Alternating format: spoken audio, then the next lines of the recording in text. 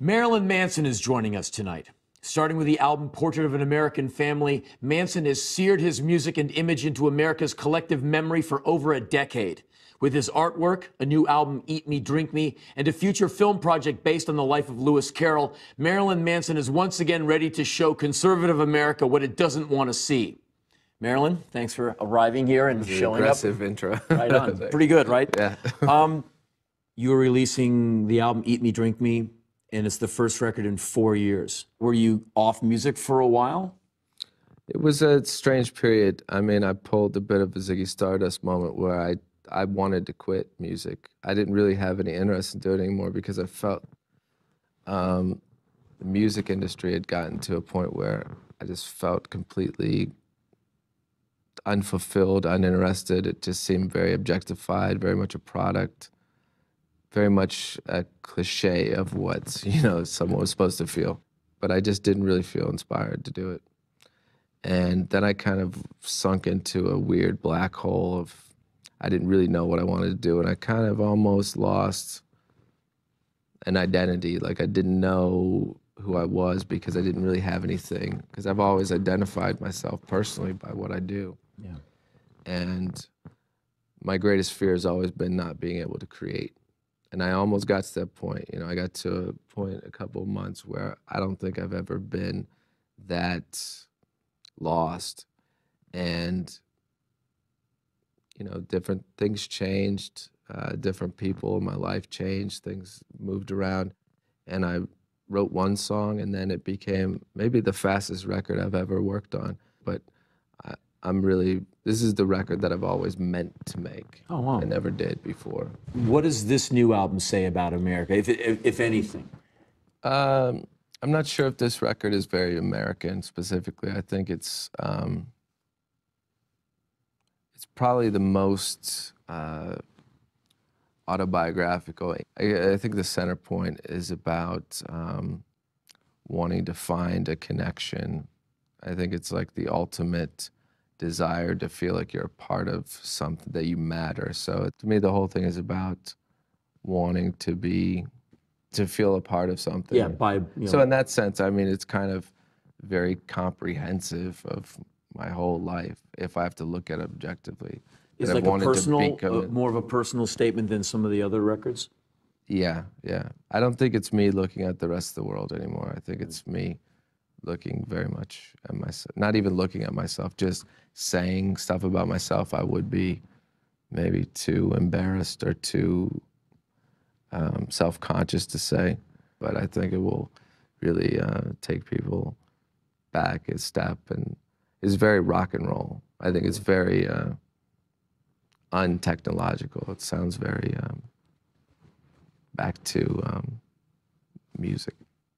With all the exposure you get, there's the good, which I'm sure is really good, but I'm sure the negative part of it is gonna be really hard. I mean, I've never seen any musician who just gets the firewall like you do. Yeah. So what's that like?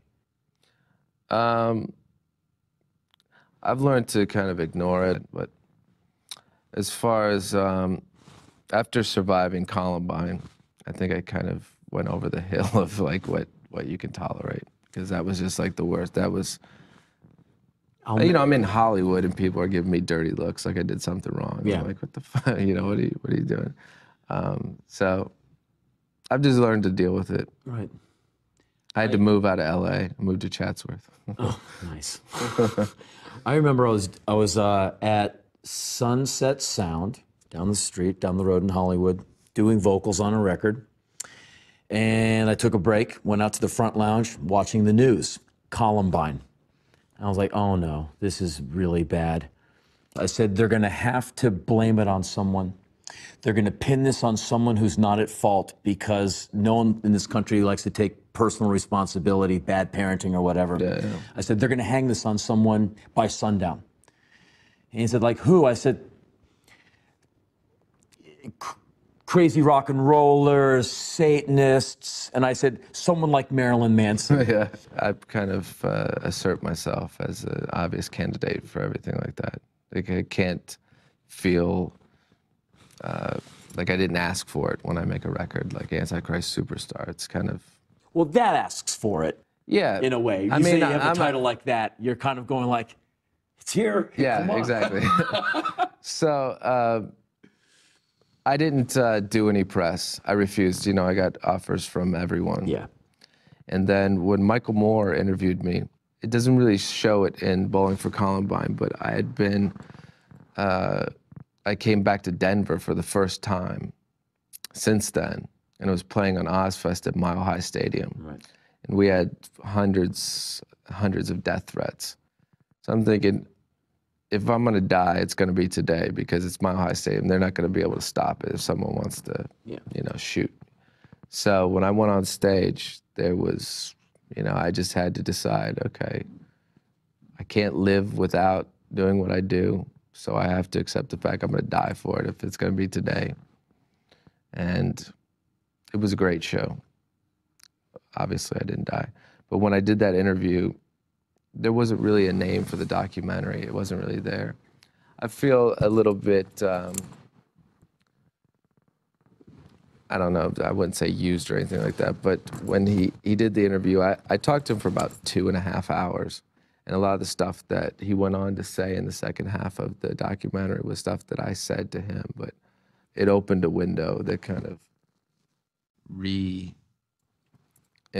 me to the world in a way that people hadn't really understood me before. You know, if I got paid for every time someone came up to me in an airport or anywhere saying, I saw you in Bowling for Columbine, the most common thing I get is, I didn't know you were so intelligent. Like, I didn't know you were so fucking stupid, but I don't know you, you know? So, but, you know, it's a backhanded compliment, but... The documentary at least asked a really important question, like, what's our problem with gun homicide in this country? Right. And your moment, and I've seen the thing twice now, and it's your moment in that that really resonated with me the most. I appreciate it.